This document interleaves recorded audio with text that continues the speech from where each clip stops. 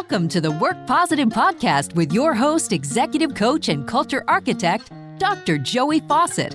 Discover strategies and tactics that work positive as Dr. Joey talks with industry leaders who create a positive work culture that attracts top talent and reduces team turnover.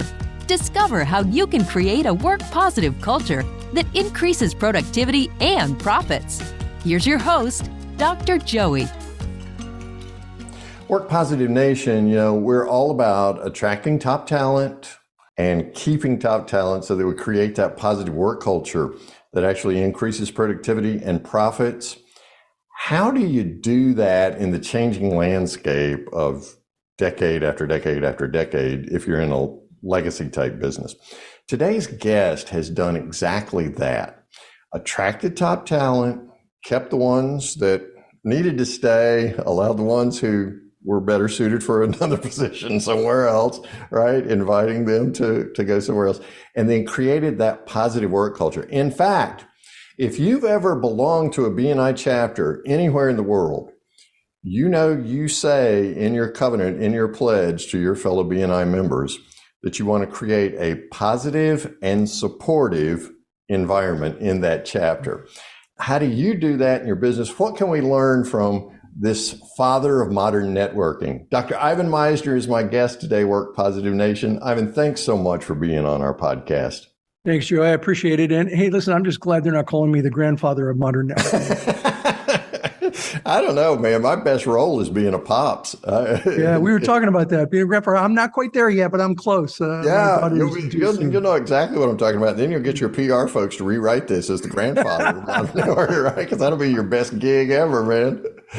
So you started B&I in 85? 85. Yeah, which was a miraculous time and all. And so from a home office in 1985, I think I read here, let me get this right. Last year, B&I members passed 12.4 million referrals that generated $18.6 billion. Yeah. Are those numbers right? Yeah, 18.6 billion in 2021. Wow. That's billion with a B. Yeah. And that's the amount of business that the members generated for themselves. Now, just so you know, Joey, that's twice the gross domestic product for the country of Liechtenstein. Wow. Okay, it's a small country, I know, but still, it's a big how deal. How cool is that we as a business organization generate more business than a small nation in the world? I'm looking for bigger nations next year, but I still think that's just incredible. You're going to move up the nation list, right? I am. Yeah. There are actually, last I heard, 10 nations in the world that generate less GDP than B&I does. Oh my goodness. Wow. So how many members? Over 200,000 now? 291,500 members as of this morning. I get a daily count. Man, you're staring down 300,000. And that's been pretty rapid growth from 200,000 to 300,000, hasn't it? Yeah, we have 37 years of consecutive growth. There are very few companies in the world that can say year over year, 37 years of consecutive growth. We've never had a negative year. During COVID, things slowed down a little for us, as they did for many, many businesses, but we continued to grow because when times are tough, businesses need a network. Right. Your network is a beacon of hope in a sea of fear. And so something like B&I has been a beacon of hope for hundreds of thousands of people around the world. Oh, absolutely. And so you need persons that you can count on, persons that will support you, persons that will be positive and supportive in the midst of a rapidly changing landscape. Okay, so for 37 years in growing a massive organization, what were some of the keys for you, Ivan, in attracting top talent? Well, there's a few things. In the early days, and this is really important to kind of differentiate the early days from where we're at today. In the early days, I had no money. Yeah. Right. I couldn't afford to pay employees a lot of money. And so my strategy as a young entrepreneur was that ignorance on fire is better than knowledge on ice. meaning I was looking for people who were on fire. They didn't have to have a ton of experience. What they had to have was a fire in their belly. They had to be willing to learn and excited. They had to love the concept of the business, and they had to be willing to be all in. And what I steered away from were people who were knowledgeable but not on fire. People are like, yeah, I can do the job. And they had a great resume, but they just weren't very excited. And I was willing to train people if they were excited and on fire. And so ignorance on fire is better than knowledge on ice. Now, as a business matures and becomes larger and the organization becomes more successful, then what you want to look for is knowledge on fire. And later, as a business becomes successful, you can afford that. You can afford to pay people who are very experienced and on fire. And that's what you want to look for later. So it's a continuum. Ignorance on fire is okay in the beginning if you're willing to spend time training them. And then knowledge on fire is what you look for later. What does fire look like, that fire in the belly? What does that look like to you? It looks like somebody who says, I want this role. I'm excited about this role. We had a director of marketing, and he reached out to us with a whole marketing plan. Wow. I love this business. This business is fantastic. Here are some ideas that I have. And he said, look, if they don't all work, that's okay. Throw them out. But some of this will really work. And he had tons of experience. But people don't do that. They don't usually do that. They don't send a marketing plan for the business when they don't have the job yet. That's knowledge on fire. That is some fire in the belly. And you can't train fire in the belly, can you, Ivan? You have to hire it. No, you can't. Now let's flip sides. Let's say you're looking for a job, or maybe you've got a child who's looking for a job. Here's what I recommended to my eldest. When we were talking about my eldest daughter recording, here's one of the things I recommended to her early on to get a job. I said, when you go to a company to do an interview, offer to do a working interview. And she said, what's that? I said, well, that's where you just go in and you work for them. And you tell them, look, you don't have to pay me. I'm going to go in, I'll work for you for a day or two, whatever you want, and just show you what my work ethic is. And I told her, look, most companies, especially in some states, they can't do that. They're going to have to pay you something. But they offers that. So she went to this one company, it was a retailer, and she offered this, and they were like, whoa.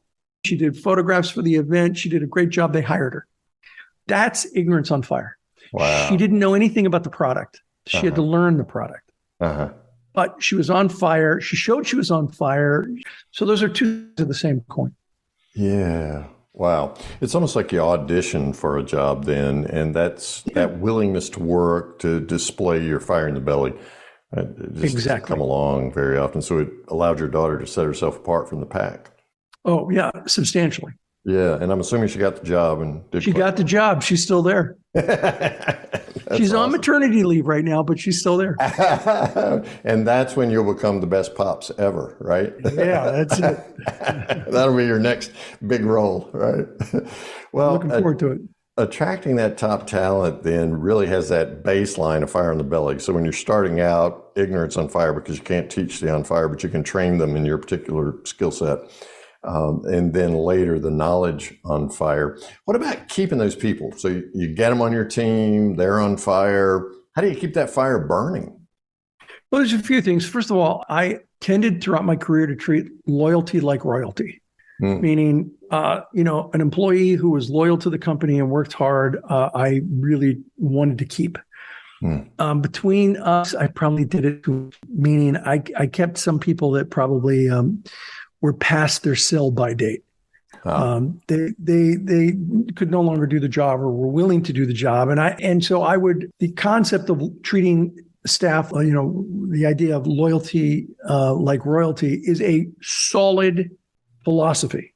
And there's a line to really be cognizant of, so that when the employee can no longer do the job or is no longer doing the job or no longer has the fire in their belly. And that's in almost every case, that was the situation. And yet they were loyal. So I hung on to them too long.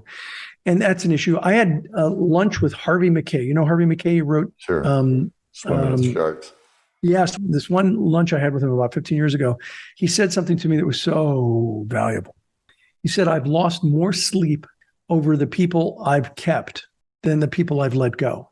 Oh, wow. And I was like, actually, that was exactly what I said. Was, wow. Oh, that's big.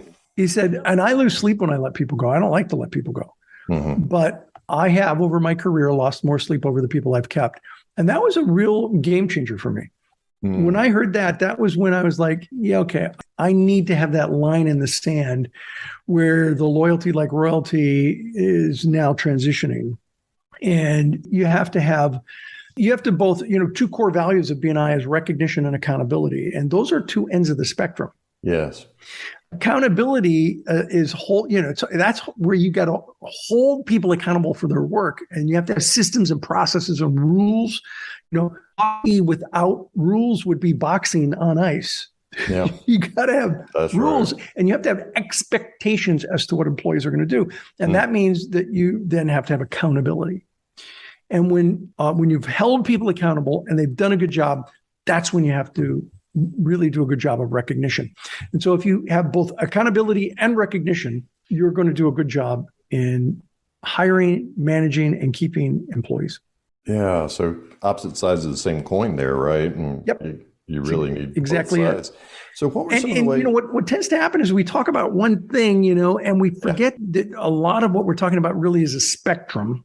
And the people kind of fall into that spectrum somewhere. And the same person can be on that spectrum over a course of 10 years. They may move on that spectrum. Oh, they will. Depending on how committed they are. Yeah, exactly. Well, and we think in Work Positive Nation of accountability is putting just enough pressure on someone to bring out the best in them. Yep. So how can you do that without having some sort of expectation, some sort of system in place to help guide their behavior, right? I don't think you can. I think you need to have systems in place. You can't just expect people to do it. Accountability means that you've got to have targets and goals. You can't hit a target you're not aiming at. So that means you got to have targets. You have to have accountability. You have to know your numbers. I think in the beginning of this discussion, I talked about the fact report. I know every day I get a report 5 days a week, how many members we have, how many chapters we have. By the way, we have 10,806 chapters as of this morning. So, that's all about the accountability and understanding where we're at. And if numbers start going down, then we start looking at where are the numbers going down? What's going on with those people? Why is it that their next door neighbor is growing and they're going down? Yeah. People say, "Oh, it's the economy. It's the community. Your neighbor is growing. You're not. It's not the economy. It's not the community. It's only blunt, but that's what accountability really does. It's like you're looking at the numbers and you're comparing and contrasting. And by the way, you share the information. So, Ivan, it's important to measure for accountability, and that accountability leads to recognition. If I'm measuring, and I'm always amazed by how many people don't measure, but if I'm measuring for metrics that create that positive work culture, what are some important characteristics for me to look for in creating a positive work culture? Yeah. Can I just go back to it amazes you that people don't measure? It blows my mind that people don't measure. It's like, you don't know where you're headed. It's that, you don't have a target. You're not going to hit it. You have to have a target. Yep. So what you need to determine are your KPIs, your key performance indicators. Yes. And those are different for every company. And gross revenue is not necessarily a KPI. People think that gross revenue is a moving target over time. Instead, your number of clients is more likely to be a KPI. The amount of business that a client might do. In BNI, I can tell you what our KPIs are, just to give you a sense. Okay. It is the number of chapters we have, the number of members we have, and here's an important one: the number of members we have per chapter. That's important because when an average chapter size of a BNI group, which is a networking group, when the average chapter size goes up, the referrals go up. So a chapter that doubles in size from 20 to 40, as a rule, not always, but as a rule, triples the amount of business. So they double their size, they triple the referrals. That makes people very happy. So the average number of members per chapter is important. And here's the other thing is retention. How long does someone stay? Yes. So those are 4 KPIs or three KPIs in BNI that are important in the organization, and that's those are some of the things that we measure. You have to think about what is critical in your business, create those KPIs, and they only work if you can measure them easily. If you can't measure them easily, it's not a good KPI. Yeah. So what about some KPIs that are related to team behavior or team member behavior? In other words, in the case of BNI, the chapters have members. And so what is it you want those members to do? How do you measure around that? Yeah. So around that, we have a system called the traffic light system. Okay. And traffic lights literally lets people see we have a program called BNI Connect, which is an online platform. And a member can see, are they in the green? Are they in the yellow? Are they in the red? Or are they in the gray? Okay. So what does it measure? It measures how many referrals did they bring? That's got value. You bring referrals, you're doing a good job. How many visitors did they bring to the group? How many one-to-ones did they do? Because one-to-ones make a substantial difference in growth. People who do 4 one-to-ones a month compared to people who do 1 one-to-one a month give twice as many referrals, but more importantly, they receive twice as many referrals. So if you just do 1 a week versus 1 a month, you're going to get twice as much business. So that's part of the traffic lights. That's part of the measuring performance. Other things include CEUs, continuing education units. Yes. Did you listen to the BNI podcast? Did you read any material? What did you do this week to sharpen your axe and be better at networking? And so these are some of the things that go towards the traffic lights program. And we do it as traffic lights because it's really visual. Yeah. I'm in the green. I'm doing great. Hello, I'm doing good. I'm in the red. Not so good. I'm in the gray. Bad. Nobody wants to be gray, right? Exactly. Well, which is funny because it's funny because we train our directors. We have the same program for directors as we do for members, except it's different KPIs.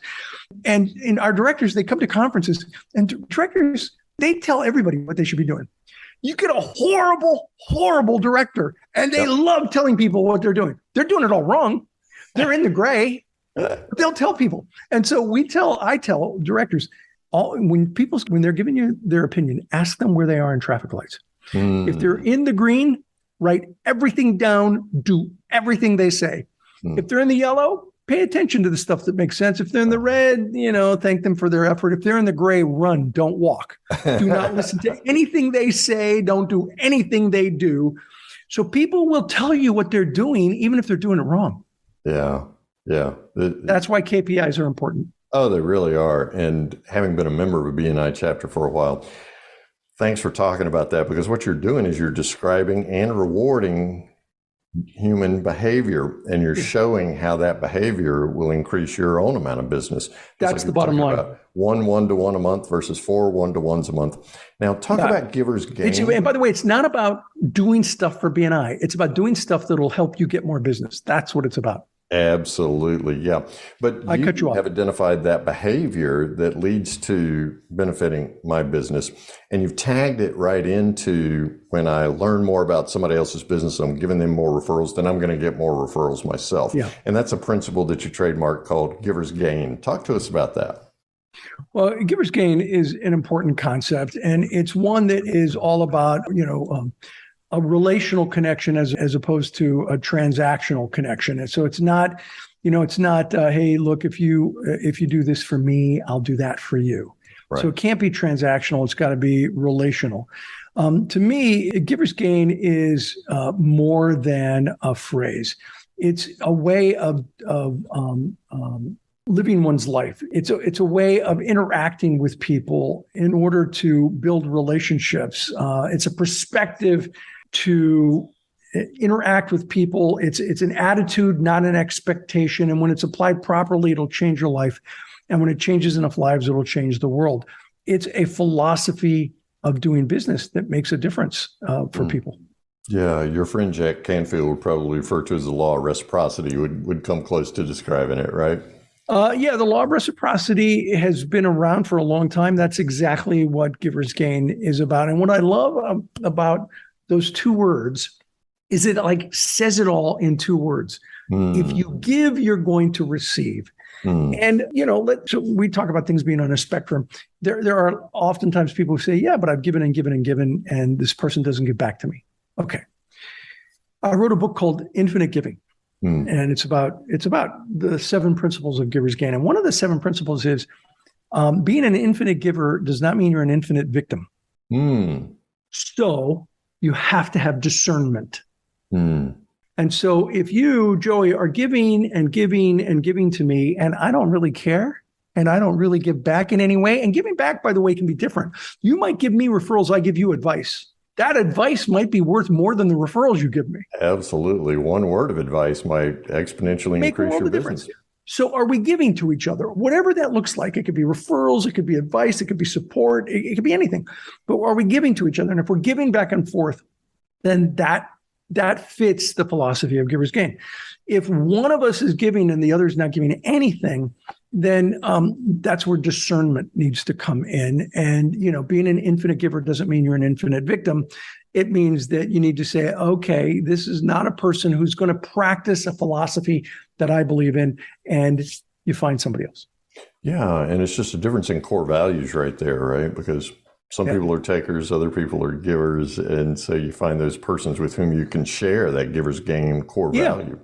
Adam Grant talked about that in the book, Givers and Takers. And by the way, he mentions giver's gain in that book. I don't know if you know it.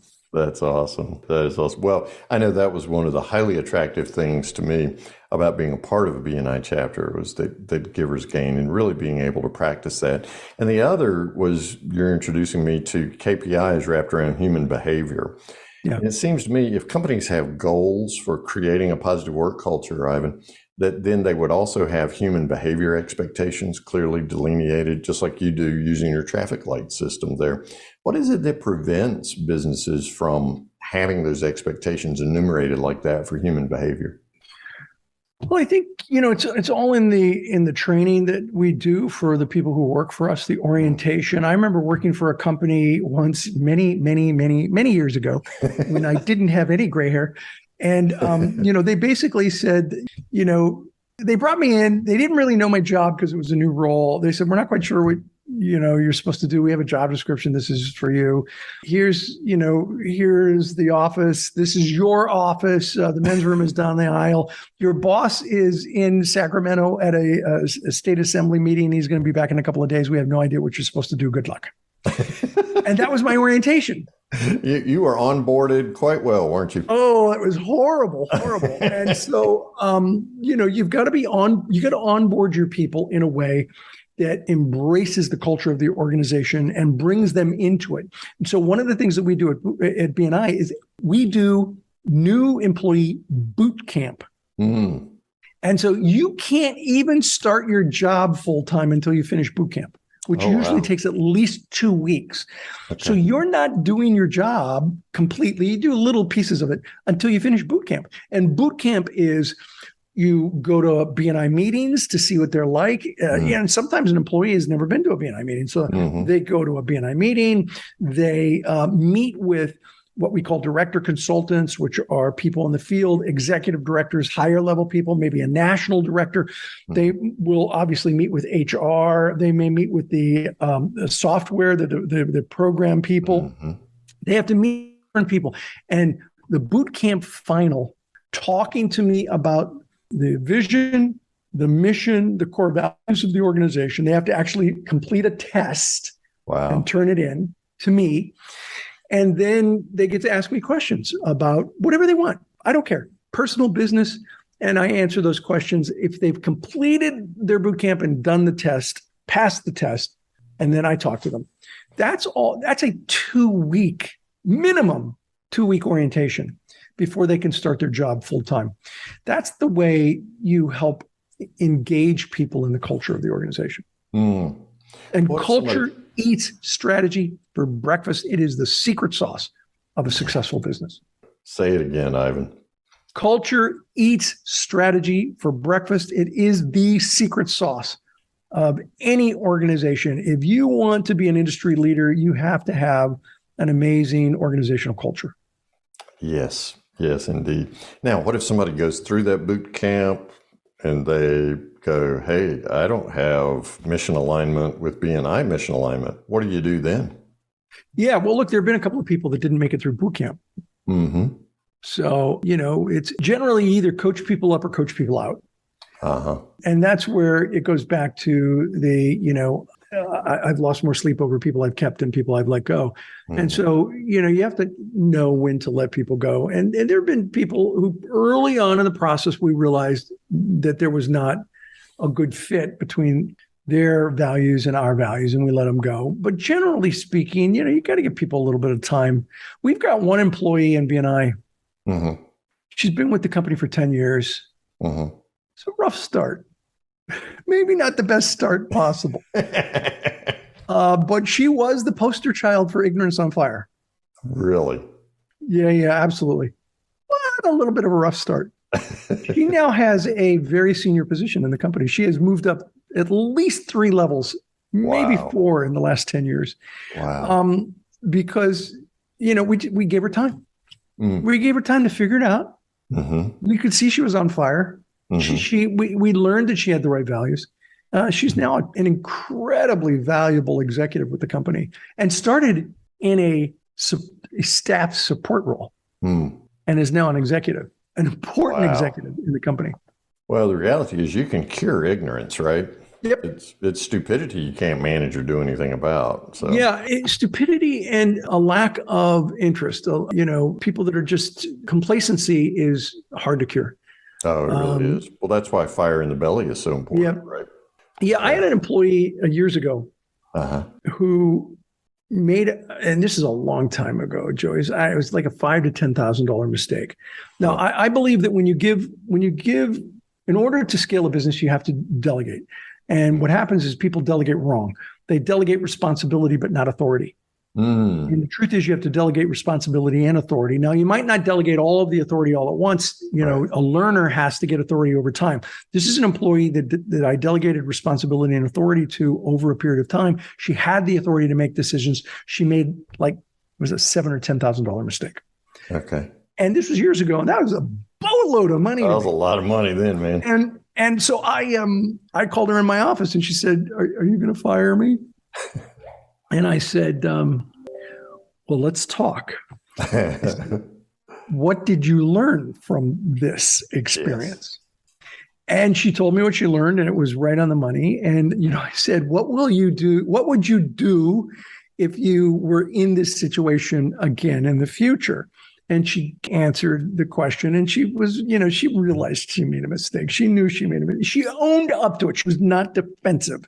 Right. And she gave me the right answers. And then I said to her, okay, I'm not going to fire you. And she's like, oh, thank you. But can I ask why? Why are you not going to fire me? Because I made this mistake. I said, because I just invested $10,000 in your training. Absolutely. Some of the most effective that's a big investment you'll ever have, right? She never did that again, obviously. Yep. And, I think that's the thing is you got to understand we all make mistakes. Yes. I've made mistakes way bigger than 10 grand. I have. I really have. And so it's like, you got to look at this and say, well, will the person do it? Did they recognize it was a mistake? Did they own up to it? And will they ever do it again? And when all of those answers are positive, then it's like, yeah, I'm not going to let them go. Yeah. Dr. Ivan Misner. Did they do it because they were complacent? Did they do it because they weren't paying attention? And that wasn't the case here. It was just a bad choice. Yeah, still had that fire in the belly. They just lacked some discernment around that. And as long as they just made a bad decision. You're going to make new mistakes faster. Decisions. I made really bad decisions. Yeah, exactly. Dr. Ivan Misner, the founder of BNI, is my guest, Work Positive Nation, on this particular episode of the Work Positive podcast. So what are some challenges you see today, Ivan, if culture eats strategy for breakfast, right? What are some challenges you see in particularly this COVID-influenced business environment right now that business owners are facing, and how can they overcome it? Well, one of the challenges we have, of course, is this idea of working from home or working hybrid. hybrid environment is, from a corporate perspective, it's like, whoa, this is new ground. And it's interesting because in 2018, Joey, I wrote an article that was published on entrepreneur.com that said the future of face-to-face networking is online. And BNI people were like, oh my God, the old man's losing it. Seriously? Yeah. What are you thinking? And I was saying, no, the technology is advancing so quickly that within 10 years, we're going to be having more holographic images, more mixed reality, the metaverse. And, and when that happens, by the way, it's sort of like Star Trek, where you have holographic images, I think. Right. You have a real Jedi and a couple of holographic Jedis and a real Jedi. Yeah. When we get to that point, Joey, I want to be Obi-Wan Kenobi. I'm just putting that out there. So lay it out there. So I think that, I think I'm joking kind of, but in reality, that's the direction we're moving. Now, I thought it would happen just because of technology. COVID forced our hands quickly. Yes. And so there were companies who were saying we could never do online staffing, who are now saying, okay, what's the online staffing going to look like? Completely different perspective. And, I think hybrid is inevitable. I think it's still valuable to have in-person stuff, but hybrid's inevitable. I mean, look at this. What if COVID had happened in 1990 versus 2020? Oh my goodness. It would have been totally different. We would have way more deaths, or we'd have a lot more businesses who go out of business. Yes. Because they couldn't do this. Luckily, we had the technology like we have today. So how open should business owners be today to creating a completely distributed network of teams, or hybrid versus everybody's got to come in the office? I mean, you've got Elon Musk saying, you guys have got to come in and work at least 40 hours in the office. Yeah, look, I think it's inevitable that we're going to have this online workforce. The question is how much? I mean, we have to let it all play out. And I think there are challenges to online that don't exist in person. You have to be able to measure activity and productivity online because you're not, the person's not in the office. But on the other hand, look, people come in the office, close their door, and go to sleep. So, I mean, you don't know how productive they are when they're in the office. So there are ways of measuring productivity for employees. How many meetings are you having during the day? Or, how many appointments are you doing? You can measure that whether it's in person or online. And clearly, we know online works. Yes, we do. What we're missing with online is that personal connection that exists in one-to-one, which is one of the reasons why BNI, we now have online chapters. We had 600 or 700 chapters open up, 600 chapters open up, who never met in person. Wow. During COVID. So many of them are still online. We have many chapters who've gone back to meeting in person, but we have a lot of chapters that are hybrid, meeting 3 times a month online and once a month in person. So I think the office occasionally, because that water cooler thing is a thing. Yes, it is. I mean, it really is a thing. Yeah. You know my late wife, Elizabeth, when she stopped working for BNI full time and she was just doing the foundation, she would often be very frustrated saying, I don't know what's going on. I don't know. I didn't know that was happening. I didn't know that was happening. It's like, honey, you got to be in the office, because stuff happens off the cuff. Right. It's not planned. You have a discussion with one person and you go, oh, that's a great idea. Let's all get together in an hour and we'll talk about it. And stuff like that happens in person that just doesn't happen online.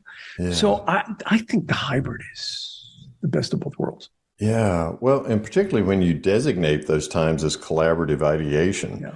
And you say, okay, guys, bring your notes from the field, what you've been learning online, and then let's get together and do an offsite or something. You don't necessarily have to be in the office building, but let's ideate around those. Yeah. One of the things that I've seen is that people who they'll say to the staff, you got to come in 1 day a week or 2 days a week, or whatever the number is. Yeah. That is not as good as saying you got to come in on Wednesdays or whatever, pick a day. It doesn't matter. Because then what you have is the whole team coming in on the same day. or the same 2 days. So 2 days a week in the office, Monday, Tuesday, 3 days a week, you can work in the office or at home. The beauty of having that consistency is that, first of all, it helps employees with planning, but secondly, it gets people together in the same building at the same time. Yeah. And I kind of lean towards doing that. Yeah, just gone a different direction than I expected, Joey, but great stuff. Yeah. Oh, it's really good stuff. Well, we're talking about culture here. So what you're wanting to do is to get the physicality piece captured, right? Yeah. So that the culture grows in very specific ways while recognizing that technology allows us to do what we couldn't, as you were saying, in 1990.